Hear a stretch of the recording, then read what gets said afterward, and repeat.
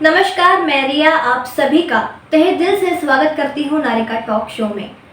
तो जब हम महिलाओं की हेल्थ और वेलनेस की बात करते हैं तो हमारे पास आपके लिए बहुत ही इम्पॉर्टेंट टॉपिक्स हैं जो हम आपके लिए लाए हैं, जिसमें इंडिया के टॉप हेल्थ स्पेशलिस्ट हमारे साथ शामिल होंगे। तो आज के एपिसोड में हम बात करने जा रहे हैं एंडोमेट्रियोसिस के बारे में। जी हाँ, बिल्कुल सही सुना आपने।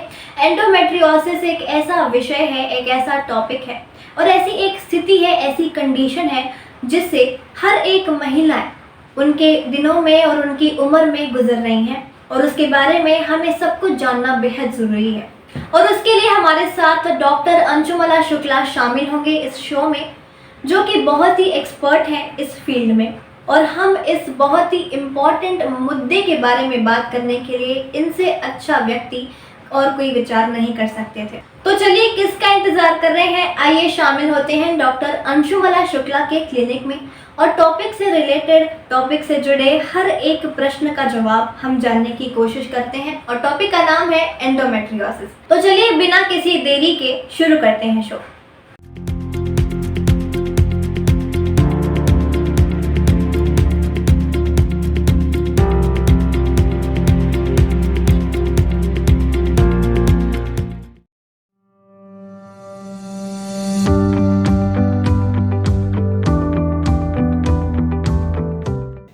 शुक्रिया रिया, मुझे इस टॉक शो पे बुलाने के लिए और एक मौका देने के लिए आप सबसे एंडोमेट्रियोसिस इस बहुत ही अजीब और बहुत ही रहस्यमय इस टॉपिक के बारे में बात करने का मुझे यहाँ पे मौका मिल रहा है। मेरा नाम डॉक्टर अंशुमला शुक्ला कुलकर्णी है। मैं एक गायनेकोलॉजिस्ट हूँ, कोकिलाबेन धीरूभाई अंबानी हॉस्पिटल मुंबई में कंसल्टेंट हूँ। मेरी स्पेशलिटी लैप्रोस्कोपिक या robotic surgery, minimal access surgery में है और इन्हीं तरीकों से एंडोमेट्रियोसिस पेल्विक फ्लोर सर्जरीज मैं काफ़ी सालों, ऑलमोस्ट 17 ईयर से करती हुई आई हूँ। So that's about me Riya. Okay, धन्यवाद डॉक्टर। तो हमारा अगला सवाल ये है कि आखिर आमतौर पर एंडोमेट्रियोसिस कब डेवलप होता है?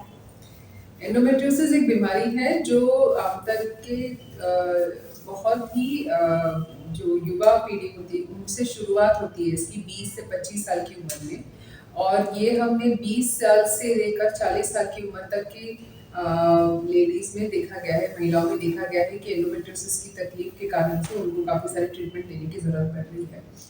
मगर ऐसा भी हुआ है कि बहुत ही छोटी बच्चियाँ जिनको जस्ट अभी पीरियड शुरू हुआ होता है, जैसे 13-14 वर्ष की जो बच्चियाँ होती हैं, उनमें भी एंडोमेट्रियोसिस देखा जाता है। और कभी-कभार पीरियड बंद हो जाने के बाद भी देखा है कि एंडोमेट्रियोसिस उनको हो सकता है, मतलब महीना बंद हो जाने के बाद भी ये एक टिश्यू कंडीशन बढ़ती चली जाती है और दर्द देते जाती है। धन्यवाद डॉक्टर। तो हमारा अगला प्रश्न ये है कि एंडोमेट्रियोसिस में कितने स्टेजेस होते हैं? एंडोमेट्रियोसिस को हमने 4 भागों में वितरित किया हुआ है। पहला होता है स्टेज 1, जिसमें बहुत ही छोटा-मोटा, थोड़ी बहुत कहीं कहाँ आपको छोटी बहुत एंडोमेट्रियोटिक लीजन दिखाई पड़ती है लैप्रोस्कोपी में। आमतौर के इसमें थोड़ा बहुत दर्द होता है, पर ज़्यादा तकलीफ पेशेंट को नहीं होती है। सेकंड स्टेज में ओवरी तक में ये एंडोमेट्रियोसिस चला जाता है, जिसमें इसमें पानी का या खून की गांठ बन जाती है ओवरी या बीज कोश में। तीसरे और चौथे स्टेज में बाकी जो आसपास के ऑर्गन्स हैं, जैसे कि पेशाब की थैली हो या इंटेस्टाइन्स हो, बावल हो, रेक्टम हो, जो स्टूल पैसेज होता है, उनको उसमें भी एंडोमेट्रियोसिस ग्रो होने से उसकी प्रॉब्लम भी शुरू हो जाते हैं। तो कुल मिला के 4 स्टेजेस होती हैं एंडोमेट्रियोसिस की। Okay, thank you doctor. तो आप हमें ये बताइए कि आखिर पेल्विक एग्जाम क्या होता है और ये कैसे होता है? पेल्विक एग्जाम एक तरीका होता है जांच करने का पेशेंट को, जो डॉक्टर अपने आप से अपनी क्लिनिक में करता है। एंडोमेट्रियोसिस में बहुत बार सोनोग्राफी करने पर भी पता नहीं लग पाता है इस चीज़ का कि गांठें कहाँ बन रही है और क्यों पेन आ रहा है पेशेंट को। तो जब सोनोग्राफी पे पता नहीं लग पाए, तब हमें एक खुद से पेल्विक जांच करने की ज़रूरत पड़ती है। ये एक चेकिंग होती है जो डॉक्टर अपने हाथों से करते हैं। इसमें कभी-कभार ये जो बहुत ही दर्दनाक लीजन होता है बच्चेदानी के पीछे में, वो इनको पता लग जाता है। उससे पता लगता है कि हाँ, यही सोर्स है या यही कारण है पेन का, और डायग्नोसिस करने में बहुत ज़्यादा हमें मदद करता है।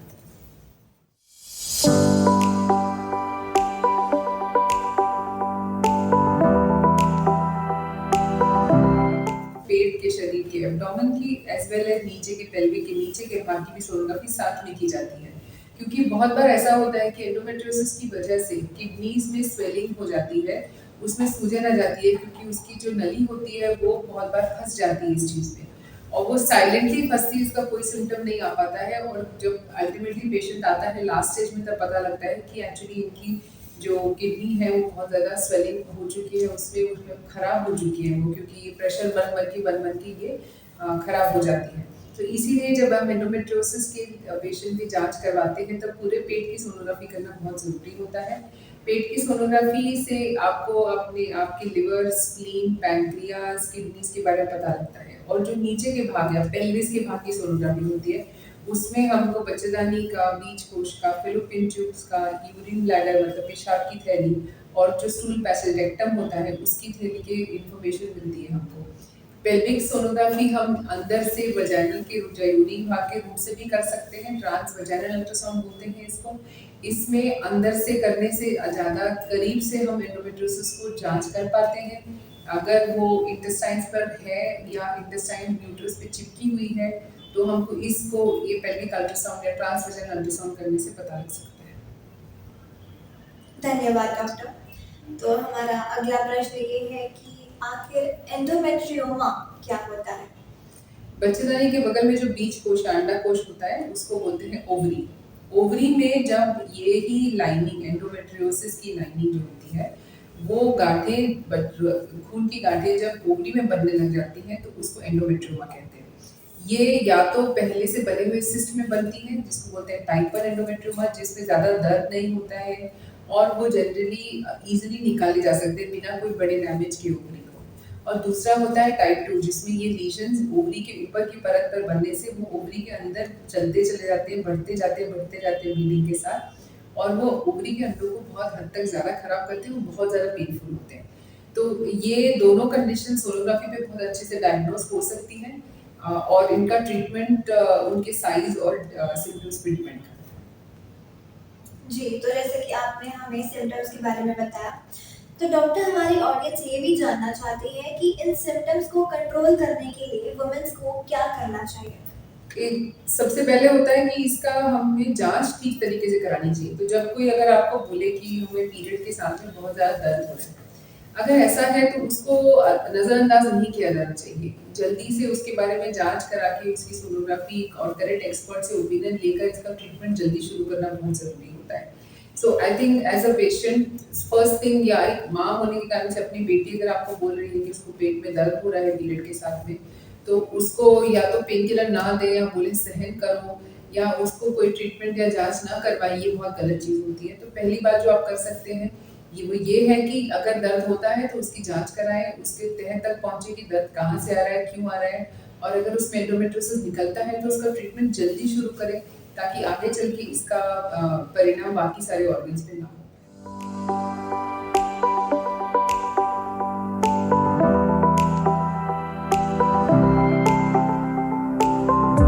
धन्यवाद डॉक्टर। तो हमारा अगला सवाल ये है कि ऐसे कौन से फैक्टर्स हैं जो वुमेन्स के एंडोमेट्रियोसिस को डेवलप करने में और भी ज़्यादा रिस्क दे सकते हैं? एंडोमेट्रियोसिस का रिस्क किसी पर्सन की इंडिविजुअल किसी कुछ काम करने या ना करने से होता है ऐसा नहीं है। बहुत बार ऐसा कहते हैं कि आपने प्रेगनेंसी नहीं रखी, 30 साल हो गए, 35 साल हो गए, आप प्रेग्नेंट नहीं हो पाई, इस कारण से आपको एंडोमेट्रियोसिस हो गया। पर ऐसा नहीं है, ये एक मिथ है, एक गलत ज्ञान जो दिया जाता है पेशेंट्स को। प्रेगनेंसी या प्रेग्नेंट रहने से एंडोमेट्रियोसिस नहीं होता है या प्रिवेंट होता है या क्योर होता है, ऐसा नहीं है। प्रेगनेंसी रखने से केवल 2 साल का हमको गैप मिल जाता है कि हमारे जो सिम्टम्स, जो दर्द वगैरह हो रहा है वो सब सही हो जाता है। पर प्रेगनेंसी रखने से एंडोमेट्रियोसिस ठीक हो जाता है, ऐसा बिल्कुल भी नहीं है। सो ऐसा किसी पेशेंट को नहीं लगना चाहिए कि मैं प्रेग्नेंट नहीं हो पाई इस कारण से मुझे ये प्रॉब्लम ज़्यादा हो गई है, ऐसा नहीं होता है। तो बेसिकली ऐसे कोई चीज़ नहीं है जिसको करने या ना करने से होता है, बट डेफिनेटली प्रेगनेंसी रखने से एंडोमेट्रियोसिस नहीं होता। जी हाँ डॉक्टर। तो हम बढ़ते हैं दूसरे सवाल पर, जो कि है कि एंडोमेट्रियोसिस के और कौन से दूसरे प्रॉब्लम्स हैं और कौन से ट्रीटमेंट्स हैं जिससे उनकी प्रॉब्लम फिक्स हो सकती है? एंडोमेट्रियोसिस के और मेनली प्रॉब्लम्स ये होते हैं कि अगर पेन आपका जल्दी रिकग्नाइज नहीं हो पाता है, दर्द जल्दी पता नहीं पड़ पाता है, तो उसके कारण से एक सेंट्रल डिसेंसिटाइजेशन हो जाता है। मतलब जो पेन के इम्पल्सेस आपके वहीं के वहीं रुक जाने चाहिए थे, वो ब्रेन तक पहुंचने के कारण से ब्रेन में ऑलवेज ये फीलिंग आती है कि पेन हो रहा है, जबकि एक्चुअली कुछ नहीं हो रहा होता है। तो ये एक जो क्रॉनिक पेन सिंड्रोम हो जाता है, ये पेशेंट के लिए काफ़ी प्रॉब्लमेटिक होता है। उससे उनके रोज़ के मर्यादा काम करने में डिफ़िकल्टी होती है उनको, और मल्टीपल मेडिकेशन दवाइयाँ चेंज करने के बाद भी कोई फ़र्क नहीं पड़ पाता है। तो इसीलिए ये एक मेजर इश्यू होता है कि क्रॉनिक पेल्विक पेन इनको ज़्यादा प्रॉब्लम है। तो वक्त आ गया है एक छोटी सी ब्रेक का, हम फिर मिलेंगे फ्यू मिनट्स में।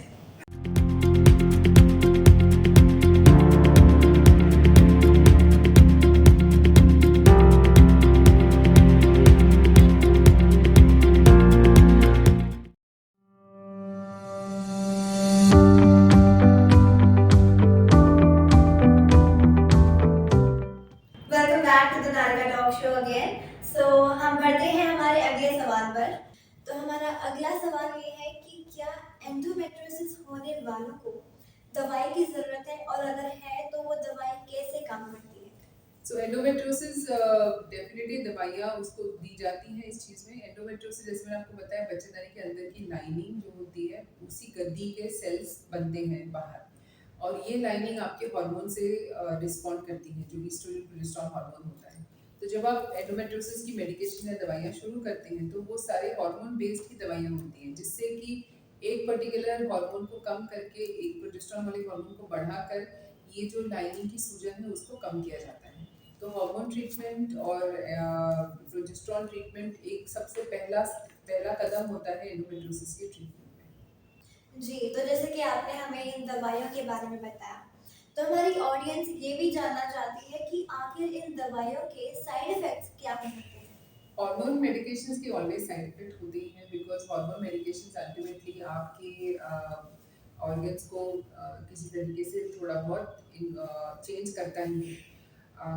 जो कम समय तक लेने, जैसे 3 से 6 महीने तक लेने में, इससे सर दर्द होना, बदन फूलना, वजन बढ़ना, एसिडिटी होना, पेट में दर्द होना, ये सब हो सकता है। हेडेक्स भी हो सकते हैं, सर दर्द भी हो सकते हैं। लॉन्ग टर्म में अगर देखा जाए तो इसमें कुछ लोगों में बहुत ज़्यादा वजन बढ़ना हो सकता है, और ज़्यादा मात्रा में इसको लेने पर, जैसे कि 10 साल के ऊपर लेने पर, इसमें ब्रेस्ट कैंसर का प्रॉब्लम भी हो सकता है। बट अगर हम साइड इफ़ेक्ट्स को देखें, अगर इनको हम मॉनिटरिंग, मतलब सही जांच करने के बाद इसको शुरू किया जाए, और डॉक्टर के हिसाब से, जैसे डॉक्टर बताए आपको, उस तरीके से आप इस दवा को लें, तो इसको काफ़ी सेफली और ईज़िली लिया जा सकता है।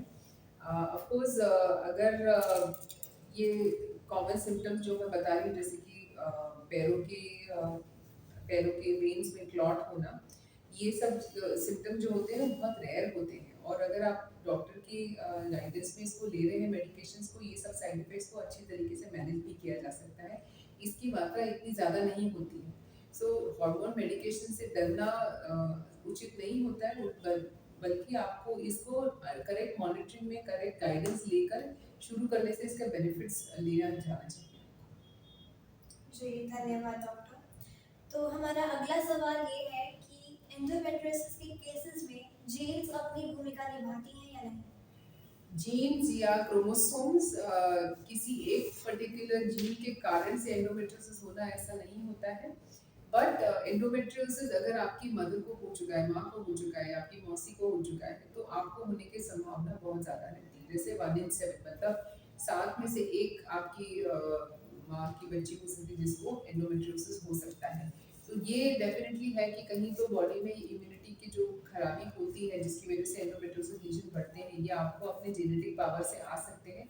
बट अभी तक ऐसा कोई एक जीन नहीं आइडेंटिफाई किया जिसकी वजह से एंडोमेट्रियोसिस होता है।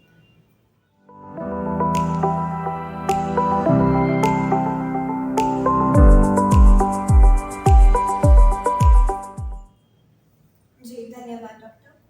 तो बढ़ते हैं हमारे अगले सवाल पर, जो कि है कि हार्मोनल ट्रीटमेंट और हार्मोनल थेरेपी के दौरान आखिर क्या होता है, और ये कैसे किया जाता है? सो एंडोमेट्रियोसिस एक हार्मोन डिजीज है, क्योंकि ये एस्ट्रोजन हार्मोन से बढ़ता है। तो जो भी मेडिकेशंस अभी तक एंडोमेट्रियोसिस के लिए यूज़ की गई हैं वो जनरली हार्मोन बेस्ड ही होती हैं। इसमें प्रोजेस्टेरॉन हार्मोन देखा जा सकता है। तो इसमें हार्मोन थेरेपी में प्रोजेस्टेरॉन को लॉन्ग टर्म मतलब 2 से 3 साल, 5 साल तक कभी-कभार देने से वो एंडोमेट्रियोसिस सूख सूख जाता है और एक्टिव न रहने के कारण से वो आपको पेन, दर्द वगैरह नहीं देता है। तो पे हार्मोन रिप्लेसमेंट भी एक ट्रीटमेंट होता है, जबकि आपको सर्जरी करनी पड़ती है एंडोमेट्रियोसिस की, जिसमें यंग एज में अगर यूट्रस ओवरी सब निकालना पड़े। तो फिर हम एक शॉर्ट डोज हार्मोन थेरेपी भी दे सकते हैं, जिससे आपकी हड्डियों की और हार्ट की हेल्थ सही रहे। जी, तो बढ़ते हैं हमारे अगले सवाल पर, जो कि है कि अगर एंडोमेट्रियोसिस के केसेस इंटरफेयर करते हैं रिप्रोडक्टिव ऑर्गन के साथ, तो क्या वुमेन के प्रेग्नेंट होने के चांसेस में एक मुद्दा बन सकता है, कोई इशू बन सकता है? हाँ, बिल्कुल, क्योंकि एंडोमेट्रियोसिस के सबसे थर्ड सिम्पटम इसी का होता है कि इसमें प्रेगनेंसी रखने में तकलीफ होती है। तो अगर पेशेंट के ओवरी में एंडोमेट्रियोमा या ओवेरियन सिस्ट बन गया है, तो प्रेगनेंसी रखने में तकलीफ होती है, तो अंडा बाहर बराबर नहीं आ पाता है।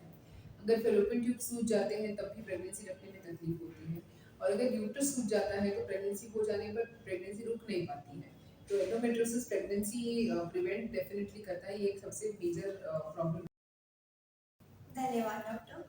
तो हमारा अगला सवाल ये है कि टेनाजोल आखिर क्या होता है, और अगर कोई इसे लेता है तो इसके बाद क्या इफेक्ट्स होते हैं? डायनाजोल एक मेडिसिन थी जो बहुत पहले यूज़ की जाती थी। इसमें मेल हार्मोन के साइड इफ़ेक्ट बहुत ज़्यादा होते हैं।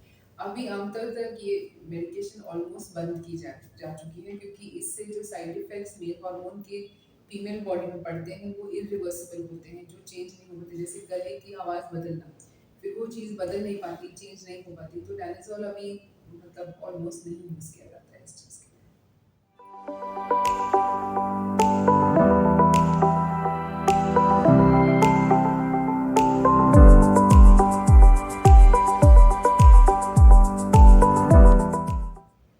धन्यवाद डॉक्टर। हमारा अगला प्रश्न ये है कि एंडोमेट्रियोसिस की होने की वजह से क्या-क्या सिम्पटम्स हैं? मेन सिम्टम एंडोमेट्रियोसिस की वजह से जो चिन्ह होते हैं, वो पहला होता है दर्द। दर्द जो असहनीय हो, हर महीने आपकी माहवारी या पीरियड के साथ में आए, पीरियड आने से पहले, पीरियड के समय, पीरियड के बाद भी चलता चला जाए। बहुत बार ऐसा देखा गया कि बहुत ही यंग लड़कियां जो स्कूल में होती हैं, उनको इतना दर्द होता है कि वो क्लास अटेंड नहीं कर पाती हैं, वो भी पूरी दिन का अपना चर्या नहीं कर पाती हैं, उन्हें इंजेक्शन लेना पड़ता है दर्द के लिए। अगर इस तरीके का पेन हो रहा होता है, तो ये नॉर्मल नहीं जाना जाता है। इसको इसका ट्रीटमेंट और इसकी जांच करवाना बहुत ज़रूरी होता है। तो पेन सबसे मेन इम्पॉर्टेंट सिम्पटम है एंडोमेट्रियोसिस का।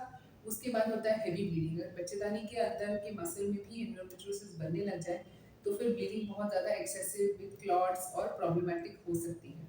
तीसरा होता है कि क्योंकि इतना दर्द हो रहा है और ओवरी में और फेलोपियन ट्यूब में ये गांठ बन रही है, इसके कारण से कभी-कभी फेलोपियन ट्यूब्स में खराबी आ जाती है, जो स्वेलिंग और सूजन हो जाती है, उसके कारण से अंडे बराबर से नहीं बन पाते। तो बहुत समय ऐसा होता है कि एंडोमेट्रियोसिस पेशेंट का पता तब लगता है जब वो उनको बच्चे नहीं हो पा रहे होते हैं। इसको बोलते हैं इनफर्टिलिटी या फर्टिलिटी इश्यूज होते हैं। तो जब बच्चे नहीं हो पा रहे होते हैं, तब जांच किए रहते हैं और पता लगता है कि एक्चुअली इनको एंडोमेट्रियोसिस है। तो दर्द होना, बहुत ज़्यादा ब्लीडिंग होना, बहुत समय तक ब्लीडिंग होना, कंटिन्यूस ब्लीडिंग होना या बच्चे न रह पाना, ये 3 मेन सिम्पटम्स हैं एंडोमेट्रियोसिस के। जी हाँ डॉक्टर, तो हमारा अगला सवाल ये है कि आखिर ये जीएनआरएच क्या होता है और लोग इसे क्यों लेते हैं? जीएनआरएच एक इंजेक्शन है जो दिया जाता है आपके जो हार्मोन्स प्रोड्यूस होते हैं अंडे कोश से, वो हार्मोन्स को बंद करने के लिए, रोकने के लिए। तो आपके पीरियड्स इससे रुक जाते हैं। जीएनआरएच इंजेक्शन लेने से पीरियड रुक जाते हैं। पीरियड रुक जाते हैं तो जो सूजन होती है और जो ब्लीडिंग हो रही होती है, वो पूरी तरह से सूख जाती है। इस कारण से पेशेंट को पेन में काफ़ी सारा फर्क पड़ता है। सो जीएनआरएच इंजेक्शन एसेंशियली एक इंजेक्शन होता है। हम रूटीनली इंजेक्शन ये देते हैं फर्टिलिटी पेशेंट्स को, मतलब जिनको आईवीएफ कराना है, टेस्ट ट्यूब बेबी कराना है, या फर्टिलिटी है और उनको एंडोमेट्रियोसिस भी है। तो ये इंजेक्शन से हम शॉर्ट टर्म इसका गेन लेते हैं कि एक छोटे समय तक ये एंडोमेट्रियोसिस कम हो जाए और इसकी सूजन कम हो जाए, ताकि फिर आपको प्रेगनेंसी रखने में कोई तकलीफ ना हो। तो ये इंजेक्शन इसलिए यूज़ किया जाता है। ओके, धन्यवाद डॉक्टर। हमारा अगला प्रश्न ये है कि एंडोमेट्रियोसिस के कितने प्रकार होते हैं? एंडोमेट्रियोसिस काफ़ी सारे ऑर्गन्स को इन्वॉल्व कर सकता है, जैसे कि अगर ओवरी में या अंडकोश में, बीजकोश में बन जाता है तो उसमें सिस्ट बनाता है, पानी के गोले या खून का गोला बनता है। ये सिस्ट जो होता है इसके कारण से जो अच्छे अंडे होते हैं वो खराब हो जाते हैं, बहुत ज़्यादा दर्द होता है, कभी-कभार उसमें से ब्लड लीक होने से एक्सट्रीम पेन होता है, स्पेशली जब पीरियड हो रहा होता है तब भी, और जब बीच में पीरियड में जब अंडा बाहर निकलता है तब भी बहुत पेन होता है इस चीज़ में। दूसरा होता है जब बिच्छदानी के अंदर के मसल के वॉल में भी एंडोमेट्रियोसिस होता है, उसको बोलते हैं एडिनोमायोसिस। उसके कारण से भी extreme pain and heavy bleeding की परेशानी पेशेंट को हो सकती है। Endometriosis deep infiltrative endometriosis type का भी होता है। डीप इन्फिल्ट्रेटिव का मतलब ये होता है जो गहराई तक जाता है। गहराई तक मतलब बच्चेदानी के आसपास के जो ऑर्गन्स हैं जो उनमें जाना, जैसे कि पेशाब की थैली में जाने से ब्लीडिंग होना, पीरियड्स में यूरिन के साथ ब्लीडिंग होना, या अगर पीछे की तरफ में स्टूल पैसेज या रेक्टम में अगर वो चला जाता है तो कभी-कभार रेक्टम में से ब्लीडिंग हो सकती है पीरियड के समय। तो these are the different types of endometriosis. Pelvic nerve endometriosis भी एक चीज़ होती है जहाँ जो नर्व्स होते हैं, नसें जो होती हैं, उस पे एंडोमेट्रियोसिस होने के कारण से कंटीन्यूअस पेन पेशेंट को बना रहता है। जी हाँ डॉक्टर, एक और बार फिर से आपका शानदार रिस्पॉन्स रहा और हम बहुत आभारी हैं कि आप हमारे इस टॉक शो पर आए। तो हम मिलते हैं अगले सेशन पर और भी दिलचस्प टॉपिक के साथ। तब तक के लिए सुरक्षित रहिए और सेफ रहिए।